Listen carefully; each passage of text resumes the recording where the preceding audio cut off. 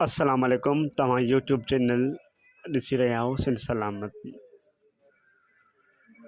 Sindh assembly में निकाह खां अॻु थैलेसीमिया जी टेस्ट खे लाज़मी करार ॾियण वारे मंज़ूर थियल बिल ते कई साल गुज़रण बावजूदि अञा ताईं अमल न पियो करायो वञे, जंहिं करे पाकिस्तान में थैलेसीमिया जे ॿारनि जो अंग वधंदो पियो वञे। निगरान हुकूमत उन ते अमल कराए मुल्क ऐं क़ौम सां वफ़ादारी जी तारीख़ रक़म करे। उहा ॻाल्हि थैलेसीमिया पेशेंट वेलफेयर सोसाइटी जे secretary doctor Muhammad Sadiq Sial government boys degree college Sakrand में थैलेसीमिया बाबति आगाही सेमिनार में लेक्चर ॾींदे चई। हिन चयो त सुधिरियल मुल्कनि में थैलेसीमिया खे ख़तमु कयो वियो आहे, जेको हुननि निकाह ख़्वाननि खे थैलेसीमिया जी टेस्ट खां सवाइ निकाह न पढ़ाइण या कंहिं बि इदारे खे शादीशुदा जोड़े खे टेस्ट रिपोर्ट खां सवाइ रजिस्टर न करण वारो सबबु आहे। उन करे उन्हनि मुल्कनि में थैलेसीमिया न हुअणु बराबरि आहे, किथे किथे बिल्कुलु ज़ीरो आहे। हिन कॉलेज जे शागिर्दनि खे पिणु पाबंद कंदे चयो त हू पाण ऐं पंहिंजे वेझनि दोस्तनि मिटनि माइटनि ताईं उन पैगाम खे लाज़मी पहुचाइनि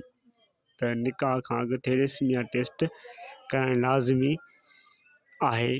उन खां अॻु कॉलेज जे नूरुल अमीन राजपूत महिमान खे आजाणो पेश कंदे सेमिनार खे ग़ुलाम नबी चन्ना, दानिश दुनियो, काज़ी जावेद